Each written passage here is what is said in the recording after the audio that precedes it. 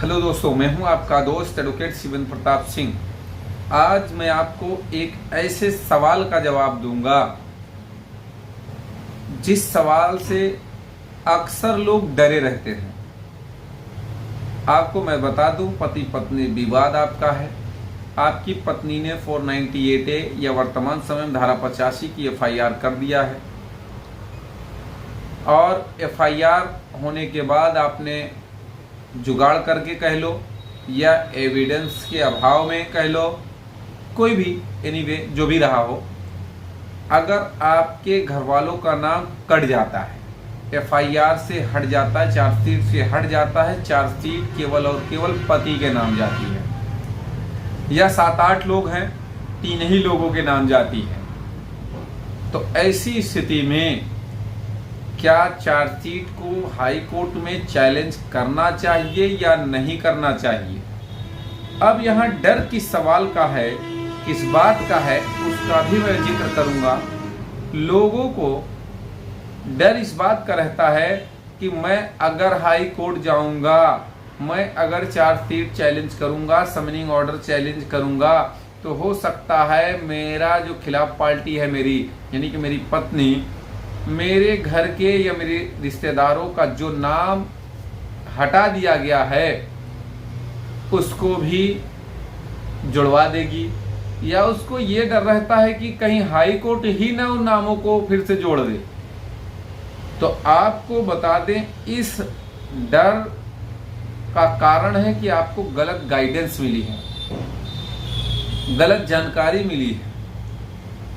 अब ना आने से नुकसान आपका बता दूंगा, आने से फायदा भी मैं बता दूंगा। हालांकि मैं ये नहीं कह रहा हूं कि आप हाई कोर्ट आओ या ना आओ, वो कोई मतलब नहीं उसका। आपकी जो इच्छा वो करो, आपकी इच्छा पर ही निर्भर करता है। लेकिन मैं आपको बताऊंगा कि हाई कोर्ट आने से क्या क्या फायदे आपको मिलेंगे, और मैं ये भी बताऊंगा लोअर कोर्ट में ट्रायल लड़ने से क्या क्या नुकसान आपको झेलना पड़ जाएगा। देखिए, अब अगर आपके परिवारी जनों का नाम काट दिया गया है और स्टेज ये है कि आपको बेल करानी है, चाहे सम्मन हुआ हो, BW हुआ हो, NBW हुआ हो, कुछ भी हो, बेल तो आपकी लोअर कोर्ट से हो ही जाएगी। अब अगर मान लो कि आप 1 मिनट के लिए अदर ऑप्शन ढूंढ लो कि हमको बेल नहीं करानी है 1 मिनट के लिए, तो हम क्या कर सकते हैं और क्या फायदा और क्या नुकसान होगा, दोनों बताऊंगा। अगर आप हाई कोर्ट आ जाएंगे तो जो और लोगों का नाम कटा है, ध्यान से सुनिएगा, 5 लोग, 7 लोग, 4 लोग, जिसका भी नाम था और का कट गया है ना, इसका मतलब ये है कि जो पत्नी ने FIR कराया था वो झूठी थी। भाई नाम क्यों काटा दरोगा ने, उसको सामत पड़ी है, उसकी नौकरी चट करना है उसको अपनी। जाहिर सी बात है कि साक्ष्यों का अभाव हुआ तभी नाम कटा। अब जब नाम कट गया है, इसका मतलब आपके खिलाफ जो FIR दर्ज कराई गई थी वो फर्जी थी, झूठी थी, उसे क्वेश होना चाहिए। तो आप सीधे उठा के हाई कोर्ट में उस समनिंग ऑर्डर को, उस चार्जशीट को चैलेंज कर देंगे। अब फायदा उसमें ये रहेगा, मैं गारंटी लेता हूं, अगर फर्जी FIR है, FIR झूठी है, तो आपको जीवन में न कभी बेल कराने की जरूरत पड़ेगी, न लोअर कोर्ट में डेट पे जाने की जरूरत पड़ेगी। स्टे हो जाएगा मुकदमा। स्टे भी 2 प्रकार का, एक प्रोसीडिंग स्टे होता है, एक कुछ समय के लिए स्टे करके मीडिएशन में भेज देगा, फिर फाइनल आर्गुमेंट में क्वेश भी हो सकता है। आपकी चार्जशीट क्वेश हो सकती है, जन्म जन्म के लिए मुकदमा खत्म हो सकता है। पैसा कितना लगेगा, जितना आप लोअर कोर्ट में बेल कराने में खर्चा करोगे, सोचो, बेल कराने में पैसा अलग दोगे, ट्रायल जिंदगी भर लड़ोगे उसका अलग दोगे। तो ऑप्शन दोनों है, जो आपको चलना है, जिस पर आपको चलना है।